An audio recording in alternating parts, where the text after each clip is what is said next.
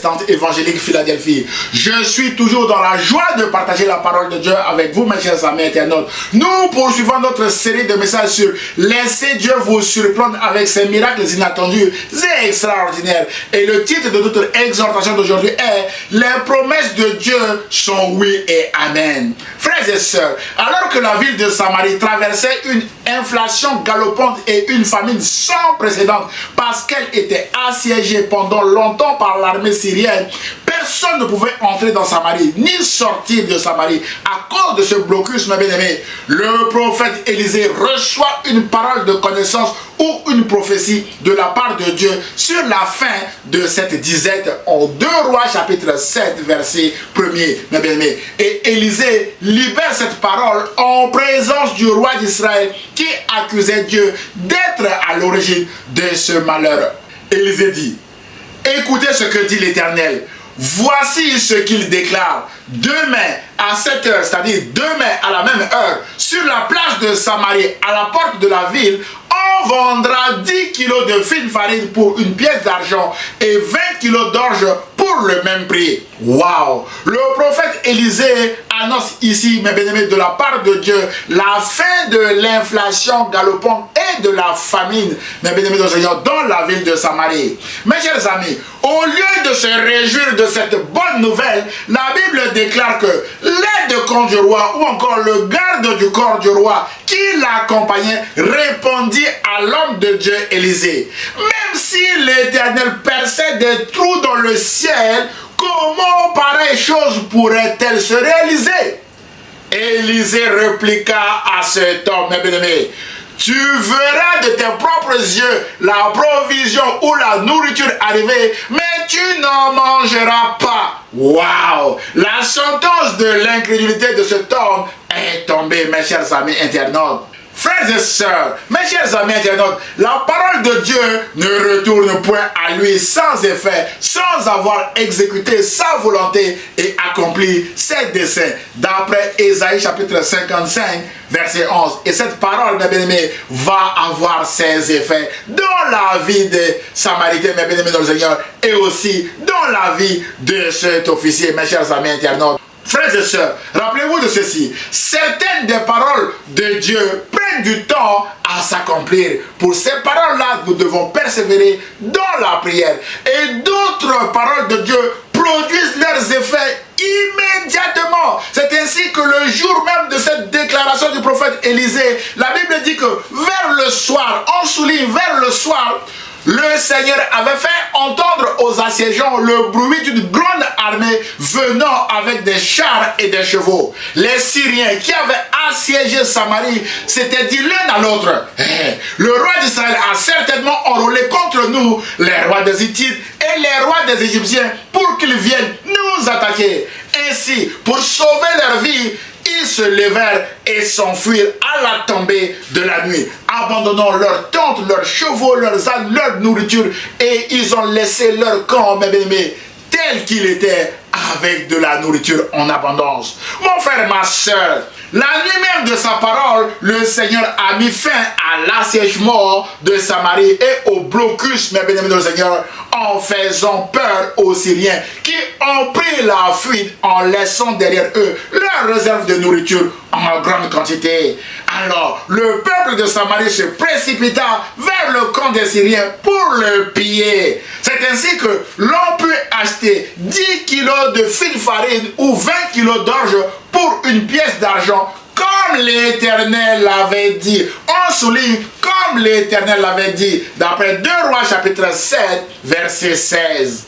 Alors, quel a été le sort de l'aide-camp du roi qui avait contesté la parole de Dieu en disant au prophète Élisée que même si l'Éternel perçait des trous dans le ciel, comment pareille chose pourrait-elle se réaliser? Mais, et à cet officier, Élisée avait répondu: tu verras la provision de tes propres yeux, mais tu n'en mangeras pas, mes bien-aimés. Eh bien, c'est ce qui était arrivé à cet homme, mes bien-aimés. La Bible déclare que la foule le piétina à la porte de la ville et il mourut. Frères et sœurs, d'après 2 Rois chapitre 7, versets 16 à 20. Mes bien-aimés, alors, ça donne quoi pour vous et moi aujourd'hui, mes chers amis internautes.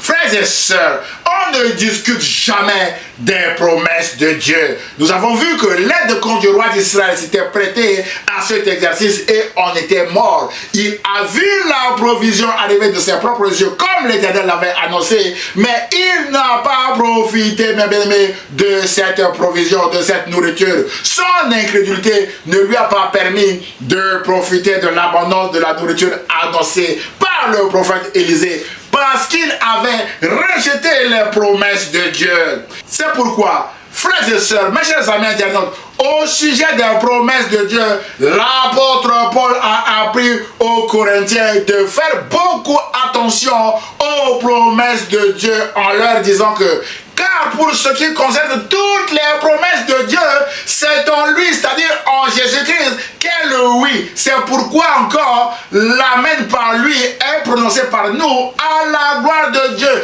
L'apôtre Paul apprend ici aux Corinthiens à dire oui et amen aux promesses de Dieu, mes bien-aimés dans le Seigneur. Mon frère, ma soeur, les promesses de Dieu sont toujours oui et amen en Jésus-Christ. On ne les discute jamais. Rappelez-vous de ce qui est arrivé à cet officier qui a essayé de discuter des promesses de Dieu.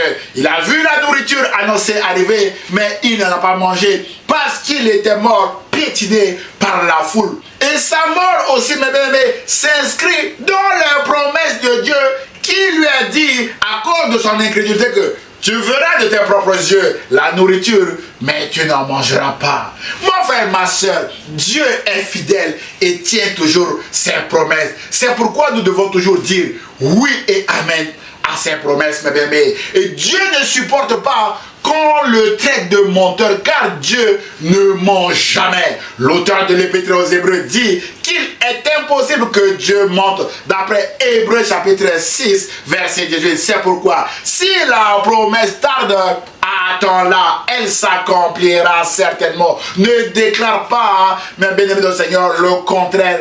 Comme cet homme a essayé, mes bien-aimés, de contester les promesses de Dieu et il en était mort, mes bien-aimés. Les promesses de Dieu sont dignes de confiance, mes bien-aimés, et nous pouvons bâtir nos vies sur les promesses de Dieu, sur la parole de Dieu, mes chers amis internautes, parce que cette parole a été éprouvée, mes chers amis internautes, par ceux qui nous ont précédés. Et cette parole est une vérité absolue, mes chers amis internautes.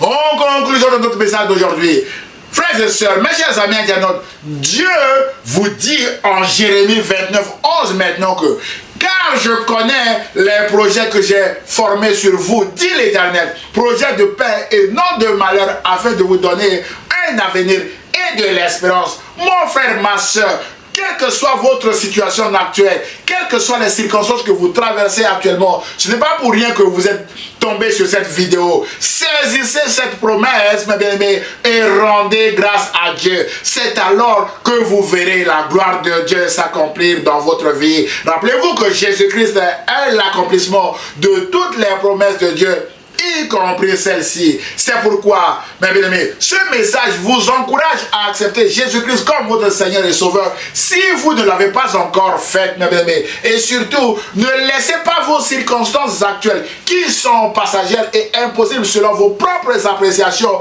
vous pousser à remettre en cause les promesses de Dieu pour votre vie, comme cet officier a essayé et il en était mort. Dites oui et amen, mes bien-aimés dans le Seigneur, à votre guérison et réjouissez-vous d'ores et déjà. C'est alors que vous verrez la gloire de Dieu. Dites oui et amen à votre mariage. Dites oui et amen, mes bien-aimés, aux promesses de croissance de votre ministère. Dites oui et amen aux promesses de travail de Dieu ou de réalisation de votre projet quelconque, mes bien-aimés dans le Seigneur. Et écrivez même, mes bien-aimés dans le Seigneur, sur le chat de cette vidéo, oui et amen, je serai guéri. Oui et amen, je travaillerai. Oui et amen, j'aurai la provision, mes chers amis internautes.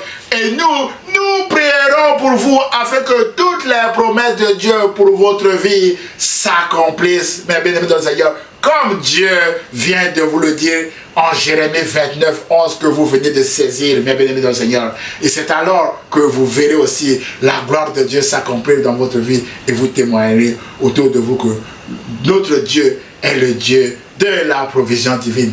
Mes bien-aimés dans le Seigneur, j'ose espérer que ce message vous a fait du bien Alors, aimez-le, commentez-le et partagez-le à vos proches, mes chers amis internautes. Je vous souhaite alors bonne journée sous la grâce de Dieu et à très bientôt, mes chers amis. Au revoir.